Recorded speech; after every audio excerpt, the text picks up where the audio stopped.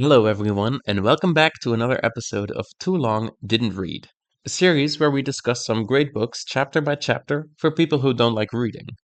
Today we're going to cover the third chapter of A Game of Thrones, Daenerys 1.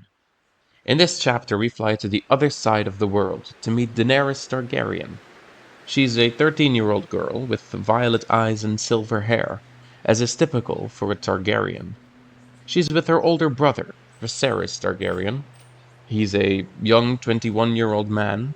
He's got nervous hands and a feverish look in his pale eyes. His anger is a terrible thing when roused. Viserys calls it waking the dragon. Viserys is giving a gown to Daenerys. It's a gift from Magister Illyrio. He's also promised gold and jewels. "Tonight you must look like a princess," Viserys says. Dany has forgotten what it felt like to be a princess. Or maybe she never really knew. They've been living with Illyrio for half a year now, in the free city of Pentos. Dany asks why Illyrio gives them so much. What does he want? Viserys says that Illyrio knows I won't forget my friends when I ascend the throne. Illyrio Mopatis is a dealer in spices, gemstones, dragonbone, and other less savory things. He has friends in all of the 9 free cities, even beyond, in Vaes Dothrak and the fabled lands beside the Jade Sea. Yet Daenerys thinks he would sell out anyone for the right price. "Illyrio will send the slaves to bathe you. Be sure you wash off the stink of the stables. Khal Drogo has 1,000 horses. Tonight he looks for a different sort of mount." Viserys says she should show off her shape. He pinches her nipple, saying that she can't fail him tonight. "You don't want to wake the dragon, do you?" He touches her hair, almost with affection. "When they write the history of my reign, sweet sister, they will say that it began tonight." When Viserys leaves, Dany looks out the window at the city of Pentos. She sees red priests lighting night fires and ragged children playing games. She wishes she could be one of them, with no past, no future, and no Khal Drogo. Somewhere beyond the sunset, across the narrow sea, lay a land of green hills and flowered plains and great rushing rivers, where towers of dark stone rose amidst the magnificent blue-grey mountains, and armored knights rode to battle beneath the banners of their lords. The Dothraki called that land Raish Andali, the land of the Andals. In the free cities they talked of Westeros and the Sunset Kingdoms. Her brother had a simpler name. Our land, he called it. The words were like a prayer with him. If he said them enough, the gods were sure to hear. "Ours by blood right, taken from us by treachery, but ours still. Ours forever. You do not steal from the dragon. Oh no, the dragon remembers." Dany couldn't remember any of it. She'd never seen this land. Viserys had been 8 when they fled King's Landing to escape the armies of the usurper. But Dany had still been in her mother's womb.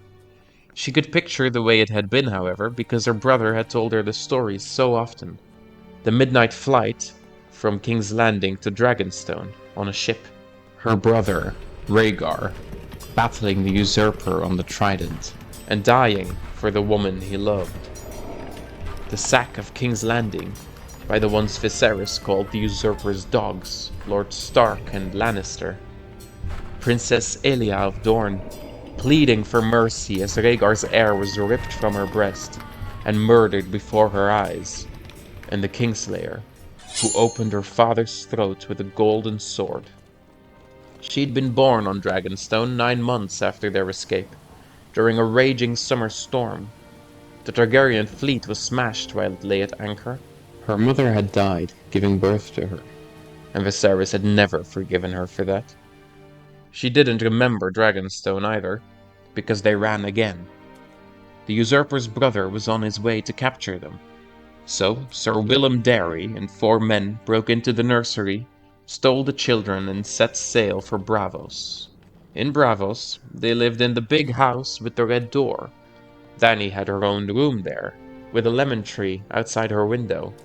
Sir Willem grew sick, however, and couldn't leave his bed, and soon after he passed away. After that, the servants stole their money and they were put out of the big house.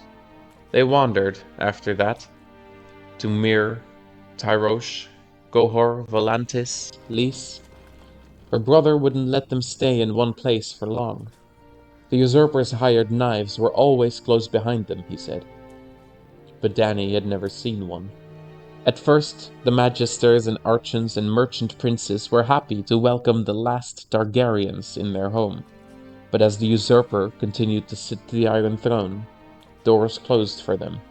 They had to sell all their possessions they had. In the streets of Pentos, they called her brother the Beggar King. "We will have it all back some day, sweet sister," he would promise her. Sometimes his hands shook when he talked about it. The jewels and the silks, Dragonstone and King's Landing, the Iron Throne and the Seven Kingdoms, all they have taken from us. We will have it back. Viserys lived for that day. All that Daenerys wanted was the big house with the red door, the lemon tree outside her window, and the childhood she had never known. A knock comes at the door. Illyrio's servants enter. There is no slavery in the free city of Pentos. Nonetheless, they were slaves. They fill their bath with hot water, scalding hot. But Dany doesn't flinch or cry. She likes the heat. Her brother had often told her that it was never too hot for a Targaryen. "Ours is the house of the dragon," he would say. "The fire is in our blood." The servants tell her that she's lucky, that Drogo is so rich even his slaves have golden collars. 100,000 men ride in his Khalazar, and his palace in Vaes Dothrak has 200 rooms and doors of solid silver. They say he's handsome and fierce in battle, the best rider to ever mount a horse. Dany always assumed she would wed Viserys. The Targaryens had wed brother to sister for centuries, ever since Aegon the Conqueror. The line must be kept pure, Viserys would say. But now Viserys schemes to sell her to a stranger, a barbarian. The servants dress her up, put on perfume, give her a tiara and golden bracelets, until she looks like a princess. Her brother comes to look her over, critically. Illyrio also arrives, saying she looks regal, and that Drogo will be enraptured. Illyrio is a massive man, with loose garments of flame-colored silks. He has gemstones on every finger, and an oiled forked yellow beard that shone like real gold. Underneath it were crooked yellow teeth. Viserys says Dany is too skinny. Illyrio speaks up. "Look at her. That silver gold hair, those purple eyes. She is the blood of old Valyria, no doubt, no doubt. And highborn daughter of the old king, sister to the new, she cannot fail to entrance our Drogo." They set off in Illyrio's palanquin through the streets of Pentos. "We won't need his whole Khalasar," Viserys says, his fingers toying with the hilt of his borrowed blade, though Dany knows he has never used a sword in earnest. 10,000. That would be enough. I could sweep the Seven Kingdoms with 10,000 Dothraki screamers. The realm will rise for its rightful king. Tyrell, Redwyne, Darry, Greyjoy, they have no more love for the usurper than I do. The Dornishmen burn to avenge Elia and her children. And the small folk will be with us. They cry out for their king." He looks at Illyrio anxiously. "They do, don't they?" "They are your people, and they love you well," Magister Illyrio says amiably. "In holdfasts all across the realm, men lift secret toasts to your health, while women sew dragon banners and hide them against the day of your return from across the water." He gives a massive shrug. "Or so my agents tell me." Dany mistrusts Illyrio's words, as she mistrusts everything about the man. Viserys says he will kill the usurper himself, for he killed their brother Rhaegar, and Lannister too, the Kingslayer, for what he did to their father. Dany thinks about how Viserys has never killed anyone. They arrive at Khal Drogo's manse. It had been gifted to him by the Magisters of Pentos. The free cities were generous with the horse lords. It's not that we fear these barbarians. The Lord of Light would hold our city walls against 1,000,000 Dothraki, Illyrio said. Yet why take chances, when their friendship comes so cheap? A slave offers a hand to help Daenerys out. His collar is ordinary bronze, she notes. Her brother keeps his hand clenched around his borrowed sword. As they enter the hall, a eunuch sings their coming. Viserys of the House Targaryen, the third of his name, he called in a high, sweet voice. King of the Andals and the Rhoynar and the First Men, Lord of the Seven Kingdoms and Protector of the Realm. His sister, Daenerys Stormborn, Princess of Dragonstone. His honorable host, Illyrio Mopatis, Magister of the Free City of Pentos. A lot of the people there are Dothraki horse lords. Big men with red-brown skin. They have drooping mustachios bound in metal rings, and black hair, oiled and braided and hung with bells.